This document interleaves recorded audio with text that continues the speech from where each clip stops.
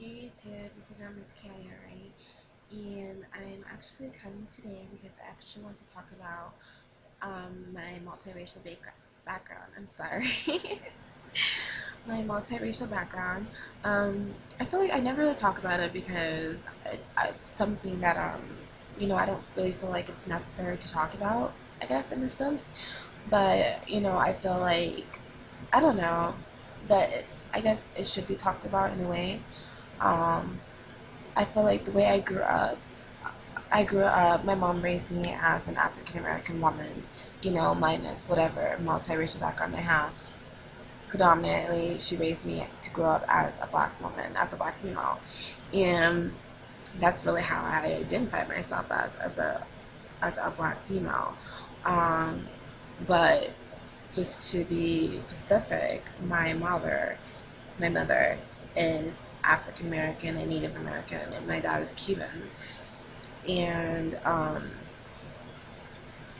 I go on non-existent because I don't really know any of my relatives that are Cuban, and so the whole Latin side is kind of like a part of me, but you know, it's not really big.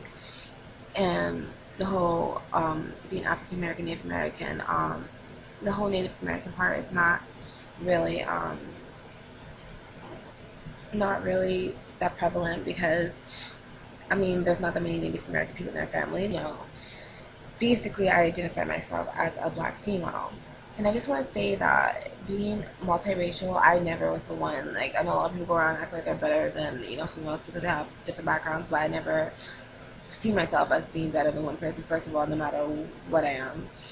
And I feel like it's hard at times because I feel like, people view you different because you might be lighter or you might be, it doesn't matter, lighter, darker, it doesn't.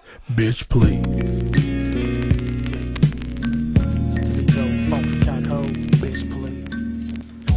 I really did not want to get into this never-ending colorism debate with black women because there are literally thousands of videos and message boards with this divisive issue. However, I was sent this video from someone showing me some black woman in a delusional state of madness with her self-portrayal. I don't know what it was, but this one just stood out for some reason. I guess this is because this younger generation of black women are spiraling into a state of self-hating madness like none other yet. She is not the first, but she is among the worst I have seen so far with black women attempting to portray themselves in a more flattering light.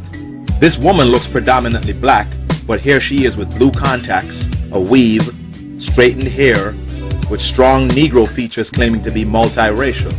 She and all others like her do not realize what fools they look like claiming other bloodlines that are not obvious. I will never understand the point of claiming other racial mixtures when it is not apparent, or the fact that in the United States considers anyone with black blood in them, regardless of mixture, to be black. Some people want to rid the one-drop rule from race categorization, but society overall still sees you as black if they discover you have it in you.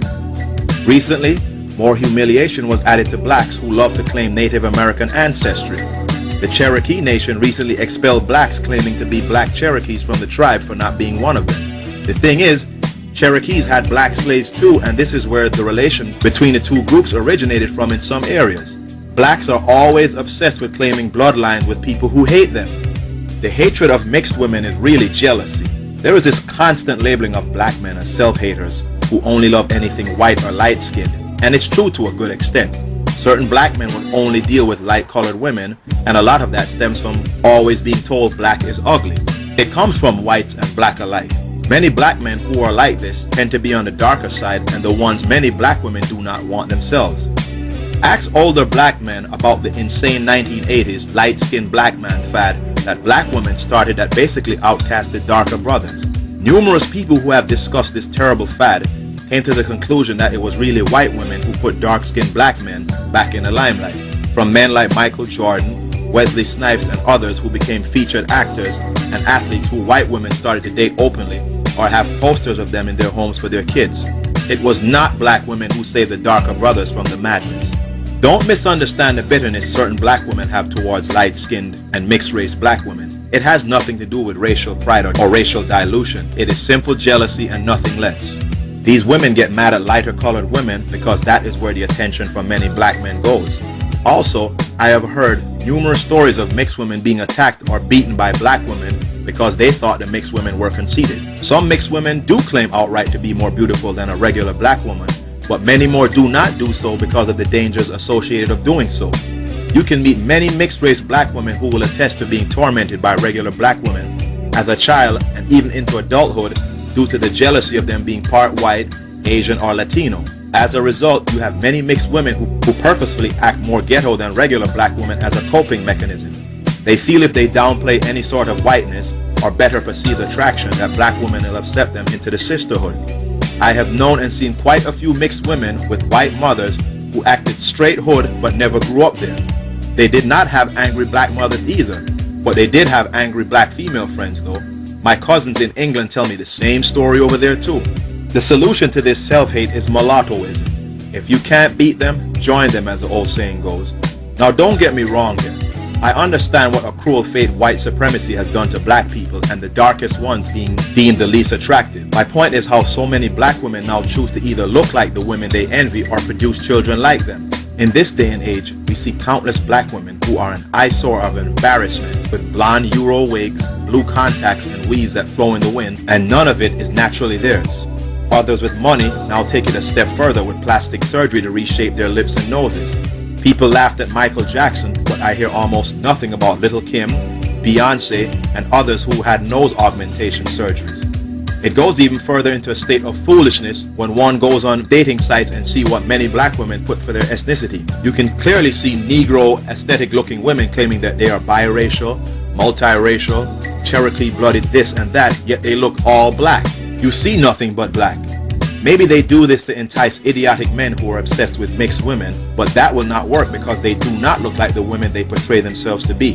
It must be a method of making themselves feel better that they are not all black, which always has a stigma to many black women. For those who can't pass off and be the mixed women they admire so much or have jealousy for, no problem. Just make your offspring off to be what you were not born to be. It is without any shame to hear a growing number of black women state they want a mixed race child these days. This used to be conversation that was held in privacy, but is now spoken out loud. It is also spoken in front of black men as a method to demean him as being inferior and ugly. Many of these black women don't even care if the non-black man stays around or not. As long as they have a mixed race child, then their mission in life is accomplished. As always, they come back to black men with other men's offspring to raise. I have read articles and seen a YouTube video where black women said they wanted a white man's child but preferred to marry a black man. I was in disbelief at the audacity of these women. A mixed child is a blessing to them, but not the ugly black man's kid, huh? Then there was a time when I was in a supermarket when I heard this one idiot looking black girl saying she wanted a baby from a Mexican man because they had good hair. There was no Mexican man around, but I as a black man was behind her, so I know that comment was meant for me to hear it. Little did she know I could not be paid to touch black women like that anyway, so her opinions were meaningless to me. Hell, I have had 2 black women tell me I have pretty hair and would make cute babies. My hair is a black person's hair, but it is not very coarse to the point these women felt they thought I would produce a so-called good-haired baby. It just would not happen between me and a regular black woman. I did not feel flattered either because not one of them said they liked me enough to be a husband. All they saw was just a baby and no doubt a child support check attached to it. I could only imagine the disgust these women would have on that child when it grew up to have coarse hair. I have noticed quite a few 2 to 3 year old looking black children lately walking around with their hair already permed. This is the ultimate in black self-hatred in my opinion. I can only speak on the Atlanta area, but I see more hair salons than bus stops in the black areas. A shopping plaza in a black area can easily have 3 salons in the same plaza and all do good business because the demand is so high. These women down here would rather gargle battery acid than wear their hair in a natural state or something even close to it. Finally, with technology advancing so quickly, sperm banks and the feminist indoctrination that husbands are obsolete, there will be a wave of black women who solely target white sperm donors to have their children. Others who feel like being more creative will choose Oriental, Mexican, Arab, etc. But as usual, white will always be on top. This is already happening because I saw an article about black women now choosing sperm banks to get children instead of waiting for the perfect black husband. It showed obviously mixed children in the background that these women chose to have had. Another case was two black lesbian women who were battling over visitation rights for a biracial child one of them had from a sperm donor. Just wait until technology and price of non-black sperm impregnation kits come to reality, to where you can buy it at your local drugstore. It will be all over then. From America to Africa to Jamaica, to anywhere black women cannot get a real-life white man to impregnate them, you will have these black women producing designer babies like the latest clothing fashion. Forget about the demand for black male donors. Mark my words, this is how the black race will finally be diluted once and for all.